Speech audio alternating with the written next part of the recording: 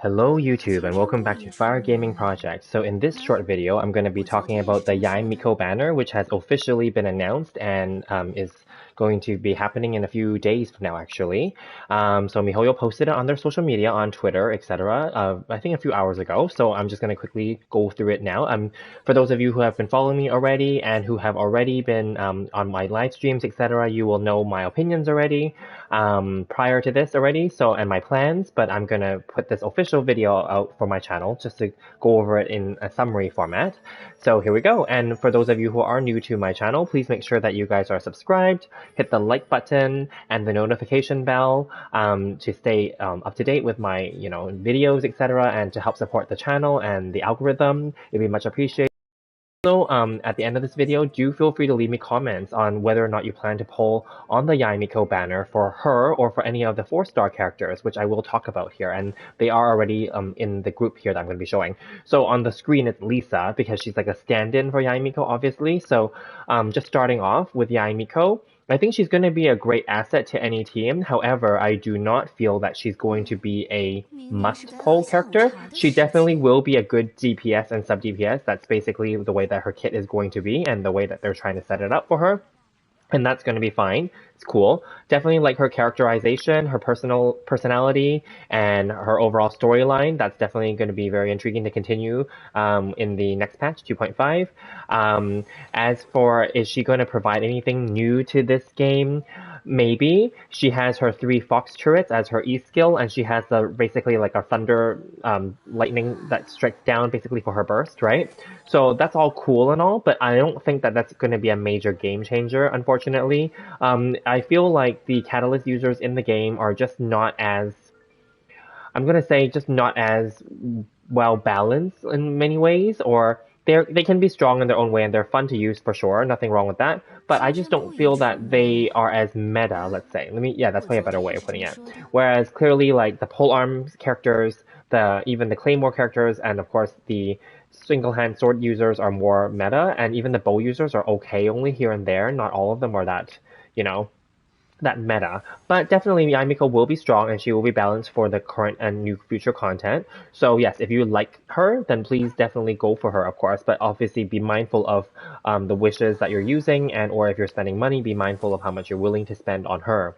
Now, my personal plan is I'm going to be polling on her banner, but it may or may not be on day 1. We'll see.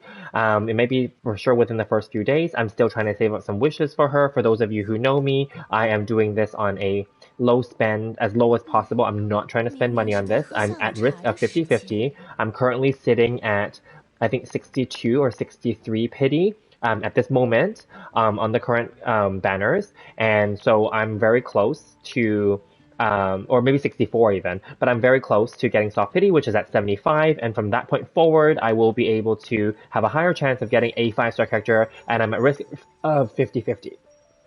So yeah, 1 second.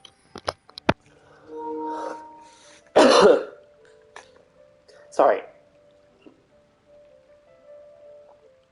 Okay, sorry, just technical difficulty there for a moment. My headset cut off, and then also I coughed at the same time. So I'm back now. Sorry. So anyway, yes. So I was gonna say my plan for her is that I'm gonna poll, and definitely, hopefully, I will be able to get her and win the 50-50, and therefore not have to spend any extra any money on this. Basically, I've been saving my Welkins for this past week, and my commission, an event wishes as well. So that's where we're at. Anyway, moving along, let's talk about the next group of characters. So Diona is coming back, and she's definitely a beloved character. She has pretty good shielding. I don't know if she's still the 2nd highest shielder in the game now that Toma is out, which is also on this banner, which I will get to. But definitely she's in the top 3 or 4, let's say, And she has her icicles, like her ice paws and all that stuff, right? I wouldn't use her for her shooting ability, but if you were to, you could. Definitely she is a healer, so that's also good, and she's obviously very cute to use. So I actually don't use this character much, also because she is a bow user, so for me, I don't prefer the bow users overall, but definitely she's a definitely solid character to have if you don't have her, or if you want to get her constellations. Just quickly, if we want to quickly talk about it and not go into her build or anything like that, I did already have a review of her in depth on my channel, so do look that up in my review playlist. It's definitely one of the earlier ones, but I'll quickly go through it. I've set her up with this. I'm not going to go into every detail, obviously, to keep this video short. But yeah, like if you're going for constellations, that's the only reason to pull then. Yeah, any of these constellations, like our C1 here, will give her more energy. C2 will give her the damage boost. C3 is plus 3 levels. C4 is increase the radius of the healing. C5 is plus 3 levels. And C6 will, allow 2 different possible effects based on the HP, whether it's incoming healing is increased or elemental mastery is increased. So she's definitely a really good, well-rounded support character. So yeah, it's recommended if you want to collect some of her constellations while trying to get Yae Miko. But if not, then of course I don't think that you need to worry so much about any of the 4-star characters, and that applies to any future banners as well, unless you really want to get their constellations, and also of course try to attempt to get the featured 5-star character. Moving along now, so Official, I have not done a review for her because she has not been on a banner since basically since now, so I will be doing a review for her once her banner is out, so stay tuned for the next week or so. I'll do a review for her. Definitely she is a very good character. She's essentially like a 4-star version of Raiden Shogun's E because of the way that her E skill, and also her Q, her burst works. So I've already done an way earlier video way back comparing the two, and it's very similar. And many people do like to have her and her Oz out because he will shoot things and create those elemental reactions for you. So that's why definitely she's solid in that sense. I won't go into her build, but basically I will just say, like, in terms of constellations, if you're going for those, because she hasn't been around on many reruns or any banners in a while, so some people may be waiting to collect her constellations. So C1, basically, you'll still have it where he'll continue to perform normal attacks, so it's definitely helpful and deals extra damage. C2, it will just basically allows extra attack damage for her Q. C3 is plus 3 levels. C4 is basically, yeah, then there's electro damage. It will do extra electro damage for her Q, basically, okay?